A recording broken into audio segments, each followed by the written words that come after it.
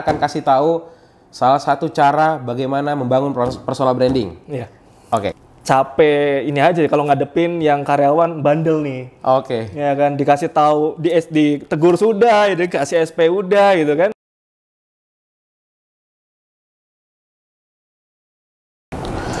Assalamualaikum warahmatullahi wabarakatuh. Kembali lagi bersama podcastnya Amanah Karya Indonesia ya. Kalau kemarin kita sudah tag podcast Bisa Top Up, kali ini kita akan coba membahas di podcastnya Amanah Corp. Dan sekarang saya Hafiz Daulay sudah bersama dengan Mas Gilang Aji Tanuli. Beliau adalah Bapak HR di PT Amanah Karya Indonesia. Bapak HR ya. Kalau di kepolisian itu beliau divisi Propam. Waduh, galak nih. Guru BK kalau misalnya di Guru BK, kalau di sekolah guru BK. Guru BK, betul. Mas Gilang, apa kabarnya Mas? Alhamdulillah baik. Antum gimana, sehat? Alhamdulillah sehat. Nah, kalau dulu saya masuk ke Amanah ini diinterview oleh beliau, sekarang hari ini saya yang menginterview beliau. Oke teman-teman, mungkin pertama yang belum kenal Mas Gilang, jadi beliau ini adalah manajer HRGA ya, HR and GA di Amanah Karya Indonesia. Dan mungkin boleh ceritakan sedikit Mas, gimana sih dulu latar belakang pendidikannya apa hingga bisa menjadi seorang manajer HR di sebuah perusahaan? Silakan Mas. Ini versi panjang atau versi pendek? Versi singkat aja. Versi singkat ya. Iya. Bismillah, terima kasih Mas Hafiz ya. Jadi kalau secara background emang saya ini inline sebenarnya dengan posisi yang sekarang. Saya background manajemen SDM, memang konsultan SDM. Awal karir memang dulu tuh di manajemen trainee di perusahaan korporasi konvensional ya. Kemudian memang setelah itu MT lari ke HR sampai dengan sekarang seperti itu sebenarnya. Jadi memang dari dulu skopnya memang di HR. Berarti dari dulu sudah jadi public enemy-nya karyawan. Masya Allah, ya. Begitulah memang udah jadi public enemy. Enggak ya.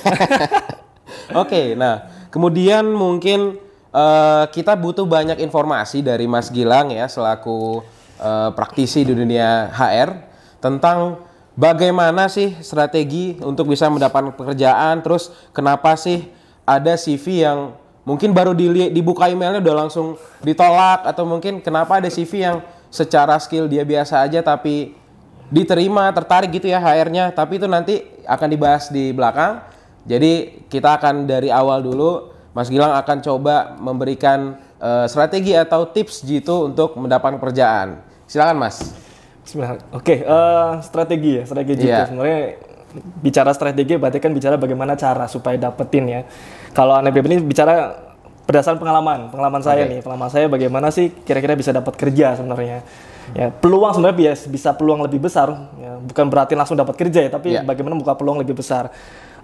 Ini ada beberapa sebenarnya strategi atau saya bilang tips lah ya, tips yang berdasarkan pengalaman. Yang pertama ini kalau saya bilang ada istilahnya, dulu mungkin saya suka lupa dulu kenapa sih kok susah banget dapat kerja gitu ya. Ternyata yang pertama adalah masalah niat. Nah dulu tuh kalau langsung yang penting lempar-lempar lamaran, lupa niatnya apa dulu di awal. Nah, gitu. Jadi suka ini hal yang pertama sebenarnya buat teman-teman yang memang berniat atau memang mau cari pekerjaan, yang pertama adalah tadi niatnya dilurusin dulu buat apa. Gitu. Luruskan niat ya. Betul. Karena Allah tentunya Mas. Betul. Karena lanjut, Allah Mas. Ya. Nah, terus apa lagi sih setelah udah niat tuh, ini poin saya pengen dapat kerja gitu kan. Kedua, tentunya ya cari pekerjaan yang inline dengan basic sebenarnya. Nah, ini sering banget saya temuin kalau saya sebagai praktisi ya. Ada jurusannya apa, ngelamarnya apa gitu. Makanya itu yang akhirnya ya udah saya take out sebenarnya. Itu salah satu alasan salah satunya. Jadi pastikan basic atau background kita itu bisa inline dulu dengan posisi yang mau kita lamar sebenarnya. Kecuali memang di lokernya kan banyak juga sekarang tuh dari jurusan apapun gitu ya. Betul. Tapi kalau memang sebenarnya udah spesifik dia menyebutkan jurusan, sebaiknya ya harus disesuaikan gitu ya Mas. Jangan coba-coba. Meskipun mungkin kan kebanyak yang coba lah gitu. Tapi daripada teman-teman buang waktu buat nge-play itu, lebih baik ya cari pekerjaan inline dulu dengan background kedua. Terus apalagi setelah itu pastikan kalau udah dapat nih yang inline seperti apa, bangun personal branding. Betul. Jadi cari relasi, bukan networking, cari teman tentunya. Jadi bukan sebatas kita nyari kerja terus selesai, enggak juga. Dan zaman sekarang itu Mas, salah satu caranya mungkin bisa dari sosmed seperti LinkedIn ataupun dari platform-platform lainnya. Dan nanti ada rahasia, bukan rahasia sih. Maksudnya kita akan kasih tahu salah satu cara bagaimana membangun personal branding. Oke, silakan lanjut Mas. Oke, jadi personal branding ya bisa tadi Mas Hafiz sudah ada spill di awal, ada LinkedIn. Ya memang saat ini media sosial yang paling bisa dibilang saya bilang berpengaruh ya, impact terhadap personal branding di LinkedIn. Oke. Kalau saya bilang ini kayak CV digital lah ya. Jadi kalau misalkan CV teman-teman biasa via dokumen seperti itu. Nah, LinkedIn ini semacam CV digital. Jadi selain teman-teman update di dokumen, juga secara LinkedIn personalnya atau profilnya juga diupdate. Tapi ini lucu Mas. Iya. Kadang orang banyak yang salah dalam tanda kutip ya menggunakan LinkedIn. Dia jadi kayak curhat di FB gitu ya. Itu. Bikin status-status tuh tentang sehari-hari yang sebenarnya nggak membangun personal branding gitu ya. Betul. Nah, itu kadang salah kaprah ya. Artinya LinkedIn ini sama-sama sosial media tapi lebih dipergunakan untuk lebih jalur profesional ya. Kalau Facebook sama juga kita jalin relasi tapi lebih ke ya kita cari teman gitu ya. Tapi kalau LinkedIn ini bagaimana kita nyari networking yang inline dengan background kita sebenarnya tadi saya bilang di poin sebelumnya kan. Oke. Gitu sih. Itu tadi terkait personal branding. Betul. Oke, kita tahan dulu. Membangun personal branding itu cukup penting untuk salah satu sebagai bentuk ikhtiar dalam mendapatkan pekerjaan. Selanjutnya apa Mas? Selanjutnya setelah udah bangun personal branding ya, setelah itu teman-teman coba cari istilahnya job portal ya, memang membuka lowongan kerja nih. Iya. Ya, kalau dulu zaman kita mungkin Mas Hafiz ya, kita nyari job fair kan ya. Iya, betul keliling sekali. gitu kan. Panas-panasan gitu betul. Ya. Kadang sampai ya kita ngeprint cetak-cetak banyak lamaran gitu ya. Betul. Kalau sekarang udah zaman digital lebih mudah sebenarnya. Lebih mudah, kita lebih simple ya kan. Betul. Nah, serba digital, jadi salah satunya teman-teman bisa cari misalkan job portal ya, banyak contohnya. Saya misalkan contoh ya, ada job street seperti itu. Nah, misalkan teman-teman mau cari yang memang lingkupnya lebih spesifik juga ada. Mau cari loker yang ini perusahaan muslim gitu, ada juga. Nah, iya. Ya. Kita kasih tahu infonya Mas. Kasih tahu ya. Iya. Teman-teman bisa cari yang memang perusahaan yang memang pengen muslim, artinya saya pengen nih dapat kantor yang mendukung saya bisa beribadah lebih maksimal. Betul. Ini penting. Penting ya. Jadi misalkan itu contohnya. Lewat apa? Ada akun namanya Maisyah. Maisyah.id. Nah, ini kalau mungkin yang teman-teman udah ngikutin Amanah Corp dari lama, insya Allah tahu bahwasanya Maisyah.id ini juga sebenarnya bagian dari keluarga Amanah Corp. Di mana CEO-nya Bapak Galih dulunya merupakan bagian dari PT Amanah Karya Indonesia. Betul. Nah, ini sebenarnya apa yang dilakukan oleh Mas Galih ini adalah salah satu bentuk untuk mengantisipasi loker-loker yang bodong, palsu gitu ya Mas ya. Betul. Dan apalagi ini lebih spesifik di mana loker-loker ataupun perusahaan-perusahaan yang naruh lowongan di situ adalah yang memang memegang nilai-nilai Islam gitu ya. Iya. Baik. Betul. Nah, dan gini Mas Hafiz. Ya. Di Amanah sebenarnya dengan adanya tadi Maisyah ya, artinya saya lebih mudah sebenarnya, artinya kandidatnya masuk sudah secara langsung terscreening dari Maisyah. Artinya kan tentunya perusahaan akan melihat kandidat yang kira-kira ini prinsipnya sesuai atau tidak gitu kan. Jadi screeningnya nggak terlalu effort banget dari sisi HR. Ya, di Amanah pun banyaknya juga talent-talent yang saya dapatkan di HR tentunya itu dari Maisyah juga sebenarnya. Iya. Jadi Masya Allah sekali, artinya dari Maisyah. Dari ya salah satu tadi cara teman-teman melalui job portal tadi lebih mudah untuk bisa disalurkan. Seperti itu. Jadi Mas Galih, jazakumullah khairan, Anda sangat bermanfaat telah membuat sebuah brand bernama Maisyah.id. Baik, lagi kita ke strategi selanjutnya apa tuh Mas? Setelah teman-teman tadi kan artinya udah tahu job portal yang mana yang nanti mau teman-teman coba apply yang sudah dibuat tadi ya, personal branding artinya. Kemudian teman-teman coba upskilling sebenarnya. Upskilling jadi upgrading skill ya, bukan cuma sebatas teman-teman puas dengan kemampuannya sekarang ya. Kadang-kala kan tadi fresh graduate ya, contohnya fresh graduate ya, biasanya kan terlalu masih idealis nih. Idealis dengan pemikiran bahwa bisa langsung dapat kerja. Tapi belum tentu, karena pada saat lulus saingannya bukan cuma 1-2 orang gitu. Betul sekali. Jadi banyak pada saat kita lulus yang lain juga sama gitu kan. Jadi untuk bisa teman-teman dominan tadi terlihat di mata HR ya tentunya coba upgrading skill. Kira-kira skill set apa sih dibutuhkan untuk posisi itu? Jadi balik lagi ya memang harus yang berkaitan gitu. Berkaitan tentunya seperti itu. Dan mungkin cara upgrade skill ini ada banyak ya Mas ya, ikut workshop, seminar ataupun mungkin kelas-kelas pelatihan seperti itu ya Mas. Karena memang pastinya yang mendaftarkan diri untuk melamar pekerjaan juga punya skill dan tentunya pesaing-pesaing kita siapa tahu ya skill lebih baik gitu ya. Jadi kita harus ikhtiar juga untuk meningkatkan skill kita pribadi. Betul. Itu sih. Jadi itu yang paling penting buat teman-teman nih. Upgrading skill banyak sih caranya ya. Kursus online tadi Mas Hafiz sudah spill juga, ada workshop, ada webinar Ya kalau misalkan belum ada biaya nih pertanyaannya gimana? Cari webinar yang gratis banyak. Oke. Bahkan sekarang YouTube pun bisa jadi ajang kita belajar sebenarnya. Benar. Ya, jadi coba gunakan sekarang smartphone kita ya buat hal-hal yang positif nih mulai sekarang nih. Nah, ini sebenarnya Mas Gilang juga agak-agak nyindir saya nih. Jadi walaupun mungkin saya udah keterima di karyawan, ya jadi karyawan di sini, ya itu pesannya adalah upgrade skill juga gitu ya. Jangan nyaman dengan kemampuan ataupun skill yang udah dimiliki sekarang gitu ya Mas? Betul. Yang namanya kita manusia harus terus belajar. Betul ya Mas Hafiz ya? Betul, baik. Itu sih. Kemudian setelah tadi teman-teman upgrading, nah poin selanjutnya apa pertanyaannya? Ya tentunya teman-teman udah dapat semua nih, nah CV-nya diupdate. Nah. Itu. Kadang lupa nih. Itu Mas Hafiz, udah skillnya upgrade tadi ya, sudah diupdate, lupa cantumin ke CV-nya. Oh iya benar. Nah, terus perlu nggak sih update CV itu yang benar-benar didesain warna-warni, penuh gambar gitu Mas? Itu gimana sih sebenarnya CV yang baik itu? Iya, ya jadi CV yang baik sebenarnya kalau secara aturan atau format ya, jadi kan ada dua, kita CV secara desain, full design, atau yang ATS nih. ATS itu mungkin teman-teman sudah mulai sekarang paham lah, familiar applicant tracking system. Jadi bagaimana CV ini cuma hitam putih tok gitu kan.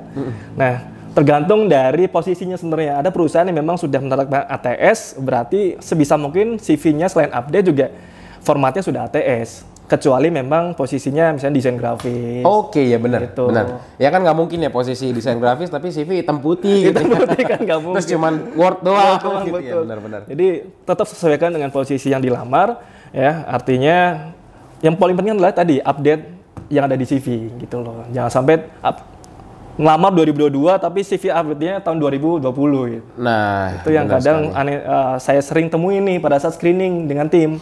Oh ini ngelamar buat posisi ini tapi terakhir CV update-nya 2020. Itu kan lucu itu. Udah gitu judul CV-nya namanya terus revisi 1 2 gitu. Wah itu juga perlu Mas Hafiz. Kadang-kala juga sama, artinya kita tuh sering temukan attachment ini juga jadi hal yang penting. Oke. Ya, attachment harus teman-teman perhatikan juga. Jadi bukan cuma sebatas bagaimana convert ke PDF misalkan dari HR-nya siapa, nanti ada aturan di perusahaan misalkan harus PDF, aturan namanya tulis nama. Jangan pakai default misalkan pakai tadi revisi 1 ya, lamaran Yusuf misalkan. Dan, ya itu pastikan teman-teman coba hindari gitu loh, hindari. Nah, ini mungkin nyambung ke pertanyaan saya di awal tadi. Kenapa ada nggak sih yang CV baru mungkin dibuka emailnya, udah ini cut gitu. Itu mungkin Mas, atau gimana?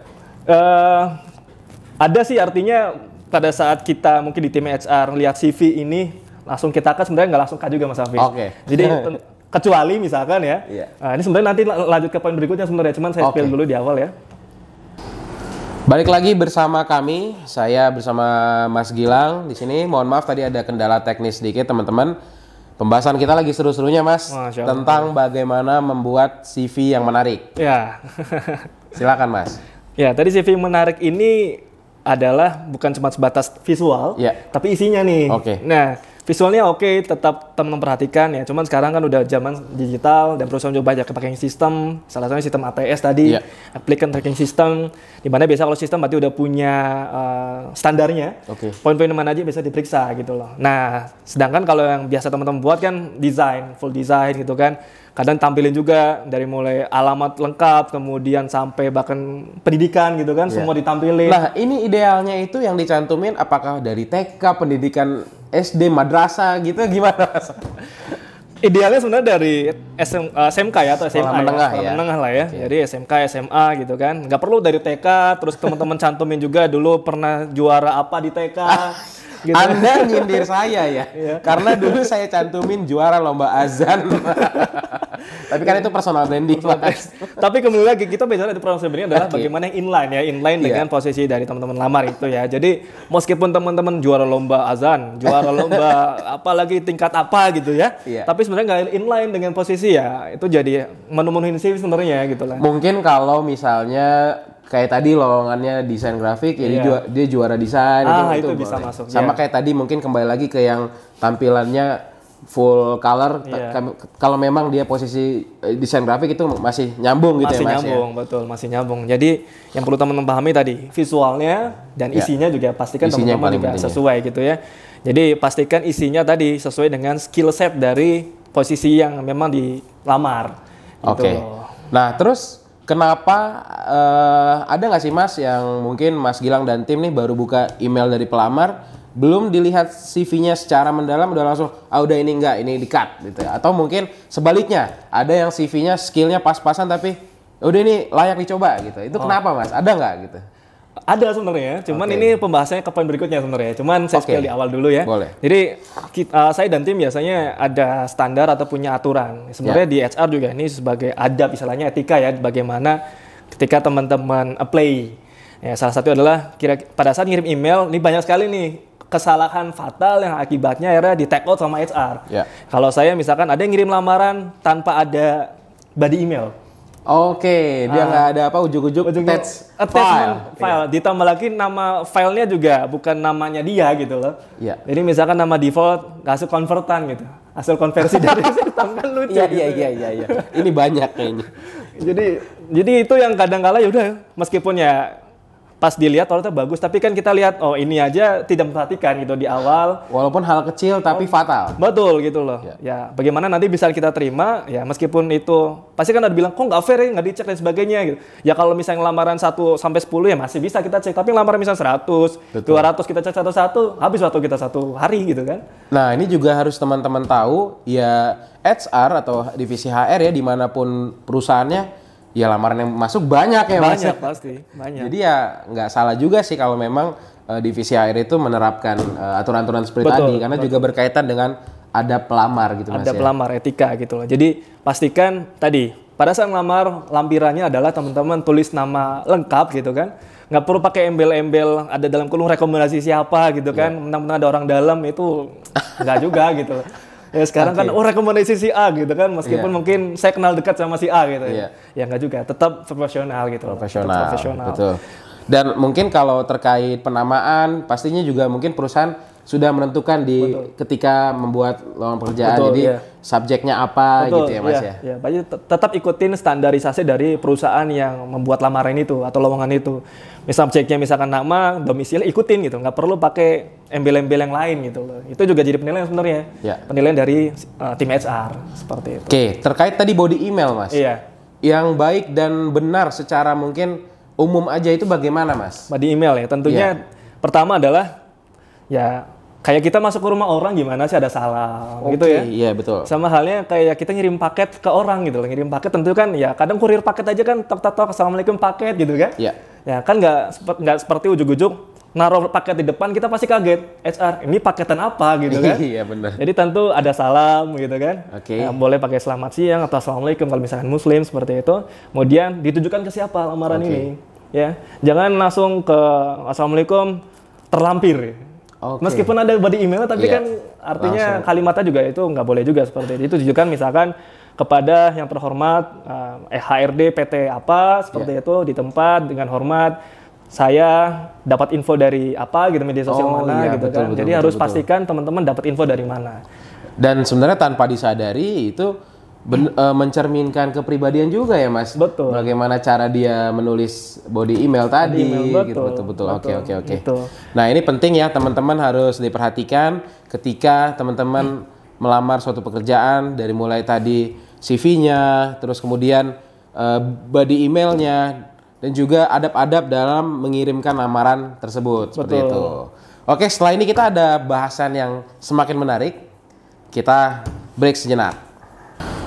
Oke teman-teman, tadi sudah diinfoin tuh sama Mas Gilang tipsnya, dari mulai niat karena Allah, terus kemudian cari pekerjaan yang sesuai dengan bidang, latar belakang pendidikan gitu ya Mas Gilang ya. Kemudian tadi bagaimana membuat CV yang menarik, adab-adab dalam melamar pekerjaan, dan masih ada tips lagi nggak Mas terkait mendapatkan pekerjaan? Dan yang terakhir ini yang paling penting juga, meskipun tadi niat udah, bukan cuma cukup diniat dan juga ikhtiar itu ya, tapi bagaimana teman-teman juga berdoa.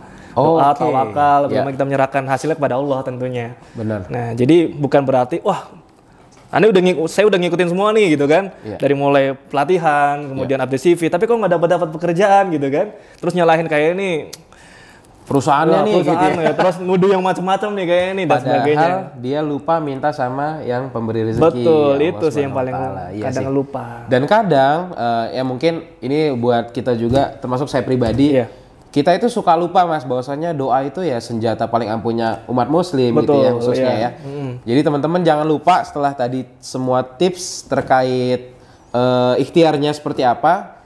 Ini yang paling penting tadi Mas Gilang sampaikan, jangan lupa berdoa dan tawakal kepada Allah Subhanahu wa taala. Betul. Nice info banget. Ini ada pertanyaan ke Mas Gilang. Yeah. Mungkin jangan marah ya Mas ya. Mau nanya, selama menjadi HR gitu ya, apalagi sekarang manajer gitu, manajer HR. Ada curhatan nggak sih Mas gitu Mas? Mungkin nggak usah spesifik gitu ya, mungkin di amanah seperti itu enggak, tapi secara umum. Ya. HR tuh ada curhatan nggak sih? Ada keluhan nggak sih? Oh mungkin ini ada karyawan susah banget nih seperti ini. Itu gimana Mas? Apa ya, kalau keluhan sebenarnya karena memang passion ini kan akhirnya keluhan itu jadi nggak kerasa.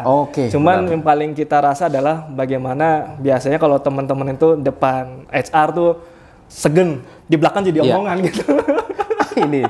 Tapi tahan dulu Mas ya. Iya. Ini menarik. Bagaimana keluhan itu tidak terasa karena menjadi passion. Betul. Ini insya Allah akan kita bahas di part selanjutnya mungkin ya. Masya Allah, jadi kan kalau ini kita bahas tentang bagaimana mendapatkan pekerjaan, nanti bagaimana menjadi karyawan yang baik. Mungkin itu.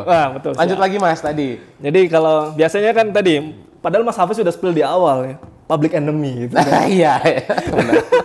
Ya memang SR itu kenal dengan motong gaji ya nggak? Iya. Suka ya ngasih hukuman, ngasih SP, surat cinta di meja tiba-tiba kan? Ya itu memang pekerjaan HR dan itu biasa ya jadi hal yang tidak disukai biasanya sama teman-teman karyawan gitu. Karyawan yang mungkin ya lagi nggak baik gitu. Kalau karyawan yang baik-baik kayak saya pasti seneng-seneng aja sama HR. Betul itu. Terus Mas, ada curhatan lain nggak? Sejauh ini sih apa artinya saya lebih merasa bahwa itu yang saat ini saya lebih rasakan dari pengalaman saya jadi SR ya. Ya paling capek ini aja kalau ngadepin yang karyawan bandel nih. Ya kan dikasih tahu ditegur sudah, dikasih SP udah gitu kan. Nggak ada jerah-jerahnya gitu lah. Tapi ini karyawan lama itu biasanya kita bimbangnya di situ. Senior gitu kan, senior. Atau bahkan lebih senior dari HRD-nya. Itu yang kadang jadi dilema gitu kan. Ya udah, ya itu memang tantangannya di situ sih. Saya kasih tip Mas. Jadi gimana? Ya berdoa semoga Allah berhidayah. Ya, gitu betul, ya Mas ya. Betul.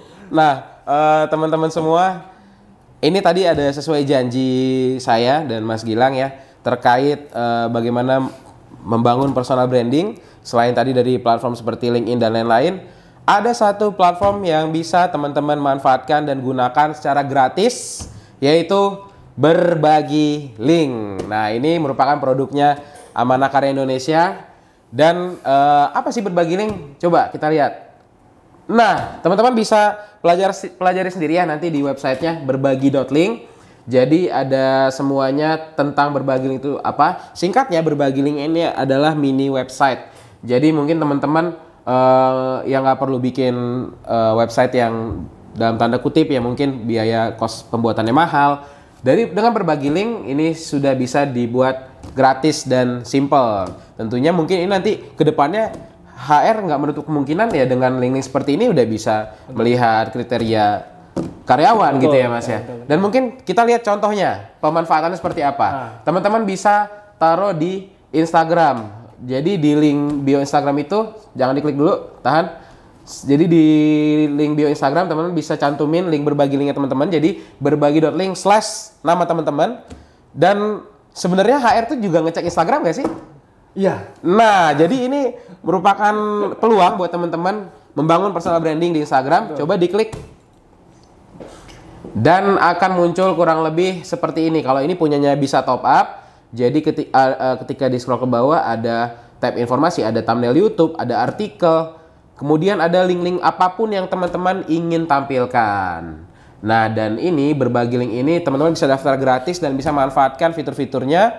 Ada juga yang sifatnya berbayar ya, tapi itu kembali lagi ke kebutuhan teman-teman. Nanti teman-teman silakan pelajarin di websitenya berbagi.link. Mungkin itu aja teman-teman semuanya. Tentunya terima kasih Mas Gilang. Sama-sama Mas. Saya doakan semoga sukses selalu. Tentunya sehat yang penting ya kita semua dan juga teman-teman yang menonton podcast kita kali ini. Dan mudah-mudahan saya naik gaji, enggak, canda. Tapi enggak canda juga sih. Enggak canda juga sih. Saya catat dulu ya. Mungkin itu ya Pak Hadafi ya. Oke, terima kasih Mas Gilang. Ada closing statement Mas, silakan. Closing statement dari saya tentunya adalah jangan pernah menyerah gitu kan. Usaha terus, insya Allah rezeki itu akan datang. Gitu. Amin, benar sekali sih. Karena sesuai yang di Al-Quran ya Mas ya, setiap kesulitan itu pasti ada kemudahan. Bersamanya ada kemudahan. Betul, gitu ya. betul. Cukup itu aja Mas? Itu saja sih. Masya Allah. Oke, terima kasih Mas Gilang. Jazakallah khair. Teman-teman, nantikan ya insya Allah kita akan ada video-video selanjutnya. Mungkin nanti ada banyak part yang bisa kita gali lagi dengan Mas Gilang ataupun dengan narasumber lainnya. Betul. Dan mohon maaf apabila terdapat kesalahan dari kami berdua. Sampai bertemu lagi. Assalamualaikum warahmatullahi wabarakatuh. Waalaikumsalam warahmatullahi wabarakatuh.